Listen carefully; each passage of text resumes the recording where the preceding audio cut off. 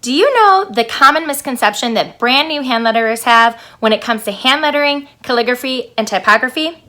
Well, in this video, I'm going to share with you the definition between these three terms and why they're different and why it's important to understand.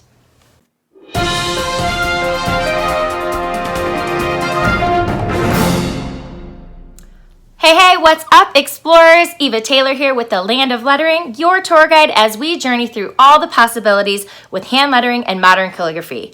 Now, whether you are a brand new hand letterer or you are looking to take your lettering skills to the next level, on this channel, I share all the hand lettering and modern calligraphy tips and tricks just like this. So if you're new here, consider subscribing.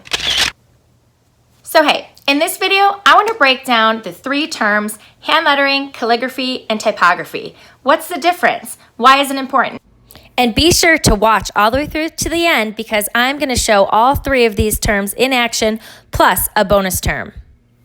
So let's start here. First of all, when you are starting hand lettering, I know I made the mistake that when I first started my first hand lettering business back in 2011, I named it Eva Marie Typography because I thought I was drawing fonts. I was drawing different, I was trying to make different pieces of artwork that looked like different fonts that I was trying to mimic. So I thought that that was typography. And I was getting it a little bit confused. And after a few years of naming my business incorrectly, I finally had to rebrand to Eva Marie Made just to kind of encompass all the different things that I was doing with art.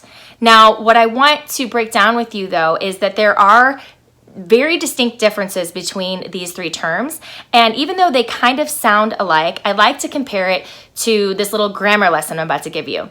So take the words there, and there. They all sound alike, right? But they mean three completely different things. Like there means that they are going over there. They are going over there. Now they are going over there with their friends. Get it? Okay, I know you're not here for a grammar lesson, but it proves my point, right? They sound alike, but they mean three completely different things. So let's break down our first term, typography. Typography is actually the art of arranging letters. Arranging letters as in a glyph. A glyph is actually each individual character in a font. You are probably familiar with what a font is if you go into any Word document or any Word program, even any graphic design program like Photoshop or even Canva.com, which is a free service, by the way, to do lots of different graphic design work. You will find fonts like Times New Roman, for example, is probably the most common font known to man. And what makes up a font are those individual glyphs. And those are the characters that you can arrange in typography. And you can mix and match different type design, different fonts to create a work of art. So that's what graphic designers do when they use graphic design programs to create posters and magazine spreads, anything like that. Whenever you're arranging type, that is typography. Now, the second term I wanted to cover is calligraphy. Now, calligraphy is actually the art of writing letters. It actually means beautiful handwriting.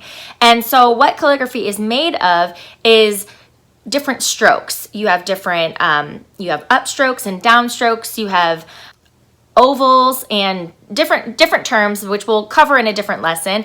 But basically, you're connecting these different strokes to make up a letter, and then you connect those letters to make words and phrases and so on, but there's a consistency throughout. There's different rules for calligraphy so that, all of your strokes have the same width, and the spacing in between each letter is very precise and consistent. It's very much different than hand lettering, which we'll cover here in a second. So with calligraphy also, it's usually done with pen and ink. Like you have a nib that you dip in the ink, and like you've seen, that's traditional calligraphy. There's also what it has come known as modern calligraphy, where you use different brush pens. You can even use Crayola super tip markers to achieve calligraphy. And so you just follow different rules, and there's a flow to your writing style with calligraphy, and it takes a lot of muscle memory.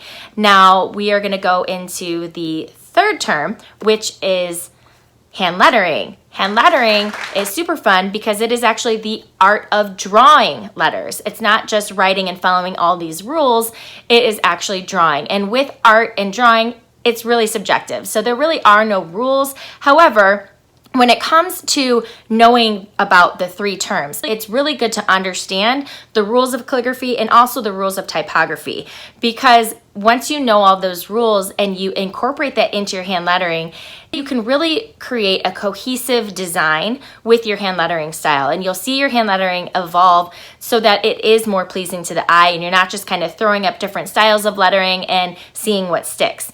Understanding the rules of both calligraphy and typography will most definitely help your hand lettering improve. And a bonus term would be faux calligraphy. Now, faux calligraphy is actually fake calligraphy, and it actually is a form of hand lettering because you are drawing your letters to look like calligraphy. And actually, when I first started hand lettering, not only was I just trying to mimic different fonts and draw different fonts that appealed to me, but I was trying to also mimic calligraphy by drawing my letters to look like calligraphy, because when I first started, I did not have any brush pens or any expensive tools or anything like that. I had a pencil and I had some pens. And so it's really fun to just kind of play around with these different styles, and that is what's going to help you improve your lettering. The more you practice and you play around with different font styles and come up with your own lettering style that is unique to you. So now that we've broken down the 3 terms, hand lettering, calligraphy, and typography, let me show each of them at work. So first, let's go over typography. What I'm going to do is use the program canva.com. It's free, and I'm going to create a Facebook graphic. I'm going to make my background black, and I'm going to choose the quote, "We're all in this together." And so what I'll do next is add a text box, and then I will search through fonts to try to find what I want. You can scroll through and it gives you examples, or you can type in the font that you're looking for and go ahead and start typing in your text. So right now I am just trying to space out how I want it to look, and I'm going to break up the word together so that I can put some more text in the middle. So this is just a way of arranging your letters, which is what typography is. And so now that I've got that and I kind of place it where I want it, I'm going to add another text and mix and match some fonts. I like to mix and match sans serif with scripty letters, and like the block letters with script always looks pretty nice. So here I'm going to use the font Jonathan and do the beginning of the quote right here. And once you have it all sized and placed how you want it, you can also change color, you can change the size, just so you can space it exactly how you want it. So this is kind of how typography works. You can do this for social media graphics, you can do this for flyers, posters, all sorts of things, advertisements, and it looks pretty cool. Okay, next up, we are going to do some calligraphy. I am going to do the same quote, "We're all in this together," but I'm just going to do it in regular modern calligraphy using this brush pen. It's a Tombow Fudenosuke brush pen. It's a hard tip. It's actually my favorite brush pen for a beginner hand letterer that is looking into doing more of the modern calligraphy style. So we're just going to go ahead and get started, and I am just going to letter through the quote. So as I'm lettering, pay attention to each individual stroke. I lift up my pen after each stroke, and then you connect each one of the strokes that you're doing, whether it's an upstroke, a downstroke, an ascender loop, or a descender loop. I'll go over these in a future video, but just pay attention as I lift up my pen and notice that the pressure is put on the downstroke, which gives you that thicker line. And then on the upstroke, it's a thinner line because you are pulling up and it's much lighter on the pressure.